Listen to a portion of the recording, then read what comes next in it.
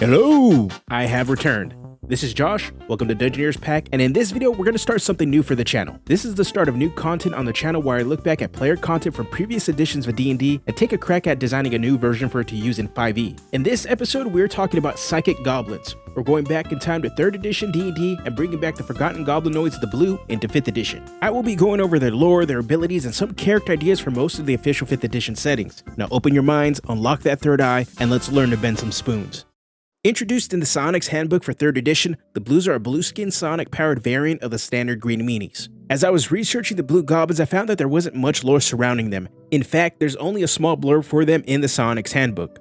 This leads me to believe they share similar lore to other goblins aside from being mind-melting smurfs. Like the classical fantasy goblins, blues are taught that in order to survive a harsh world, they must look out for themselves. With this grim cultural outlook, blues already live a hard life, but find their lives threatened by other goblinoids due to their psionic abilities. This has led to vile mistreatment at worst and distrust by goblinoid leadership at best. Blues in these tribes struggle to find a place in society and often leave, but they don't live too far away from the tribe as they need them for protection. Yet there are blue goblins that do find a place in goblinoid tribes. Those that do are met with wonder by other goblinoids and are seen as a benefit to the tribe. Goblinoid leadership protects these blues as they believe that once a blue reaches adulthood, they can empower the tribe with psionic powers. Not all blue are altruistic. Due to their mistreatment or respect, some blues band together and manipulate the goblin tribes as a shadow council. What I find interesting about these goblins is that the origin of the blues' psionic powers is never explained.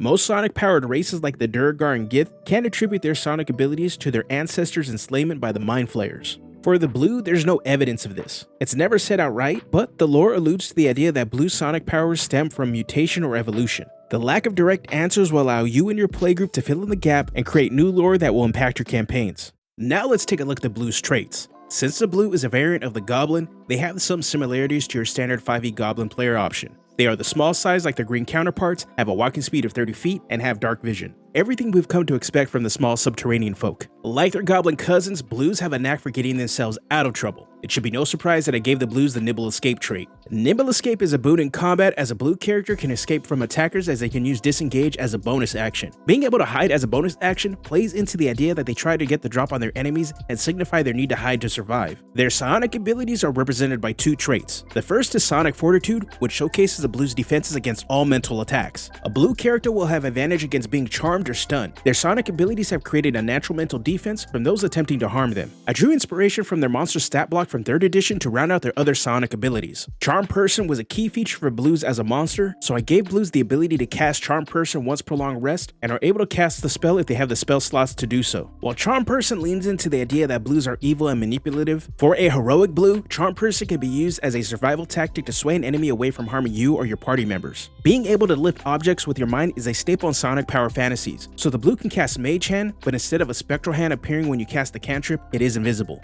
The last spell that solidifies the blue's psionic abilities is Detect Thoughts. Being able to read the minds of others is another staple fantasy for psionic-powered characters. Detect Thoughts could reflect an inherent survival instinct. They read the minds of others to avoid threats that would harm them, or to obtain information to give them an advantage to survive. Moving on to some character ideas, here are 3 character ideas that will prevent you from seeking blue double D at your table before it becomes cringe. I call these characters the Championed Warrior, the Exiled Survivor, and the Origin Seeker. The Championed Warrior unites brain and brawn. You can play a character who has learned to use their psionic abilities to enhance their athletic and martial capabilities. The Soul Knife Rogue pairs thematically with the blue.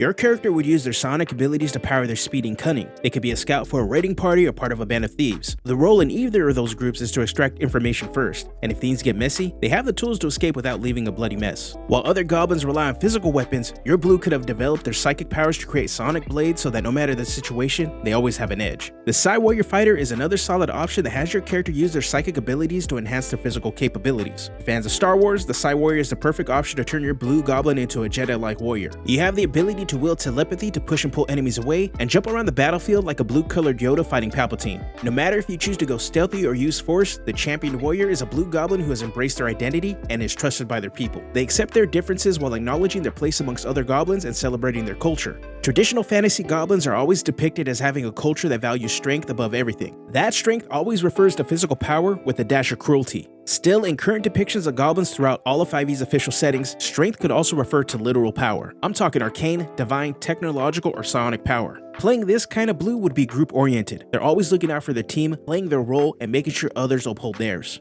A champion warrior is ultimately at peace, so they will not likely take up the adventuring life. If you're determined to play this character idea, ask yourself what event or tragedy would shatter that peace and have your blue warrior live the life of an adventurer. On the other hand, the Exiled survivor is a character idea that is the flip side of the championed warrior. They are a blue goblin who has been shunned by other goblins and survives on their own. Think about the event that caused your blue to be exiled or abandon the goblin tribe. Do they wish to find acceptance, or do they suffer from self-loathing? The Exiled survivor is a strong starting point for a blue goblin. It puts them on track to being an adventurer. That inner conflict of trying to find their identity and their place in the world allows for a lot of character development through heroic moments.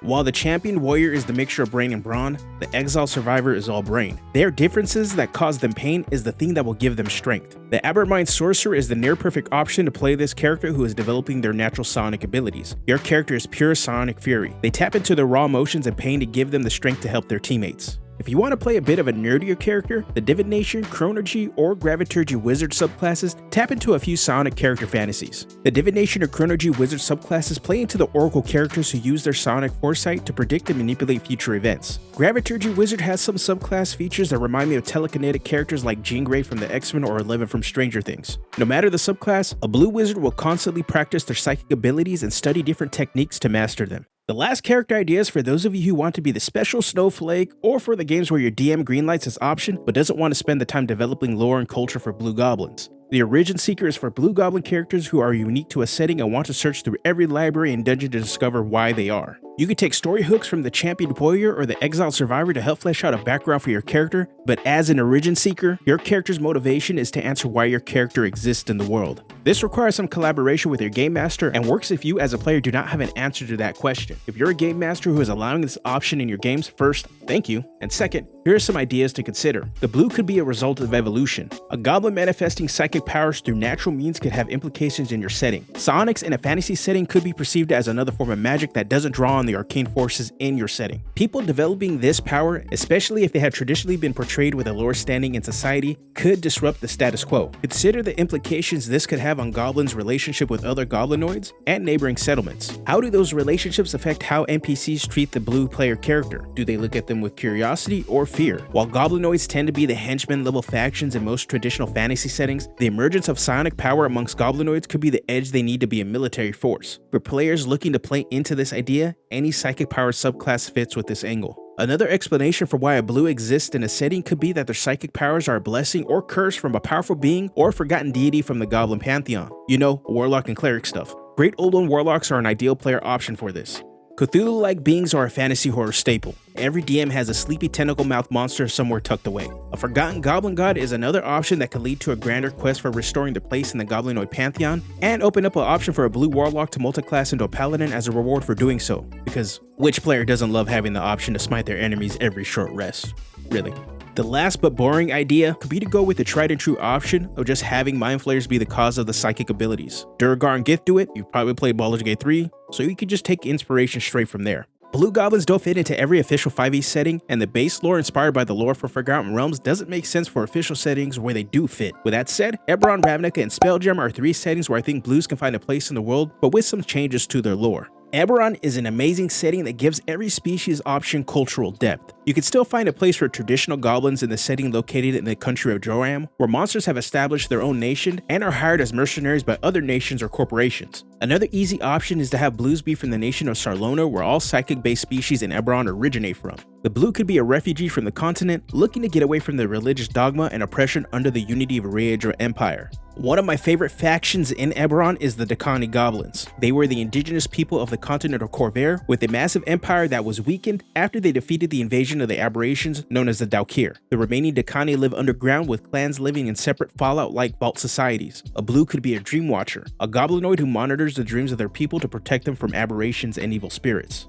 Moving over to Ravnica, goblins are found amongst the military ranks of the Boros, the clans of the Gruul, and the laboratories of the Izzet. The common factor between all 3 of these guilds is that they are all red aligned. If you're not fluent in Magic the Gathering terminology, red is one of 5 colors that represents a spectrum of ideals and emotions. Goblins are the prominent red creatures in the game and reflect red's association with creativity, passion, and speed. Blues buck the trend due to their psychic abilities, which are associated with the colors of blue and black. Luckily enough, the Dimir is a blue and black colored guild filled with spies and assassins that utilize psychic psychic abilities to manipulate people, extract secrets, or eliminate targets. A blue could be one of these Dimir agents, and quite possibly is planted as a spy in the Boros, Gruul, or Izzet guilds to obtain information for the Dimir. In Spelljammer, blues can forge a space for goblinoids in the Astral Sea. While blues are the lowest in social hierarchy in settings like the Forgotten Realms, in Spelljammer, they can be at the top or at least close to it. Spelljamming ships generally require magical power to traverse the Astral Seas. For goblinoid empires, blues' role in their society is to strap on that spelljamming helm and pilot ships. With that said, if you want to play a blue, you can get the species option in the description below for free. For patrons, you can get a PDF copy with the layout by yours truly and with art by Mick Cortes. If you want to see more content like this, please let me know in the description, and let me know what other lost D&D races you would like to see brought back into 5th edition. Alright, I'm out of here. Have a good one.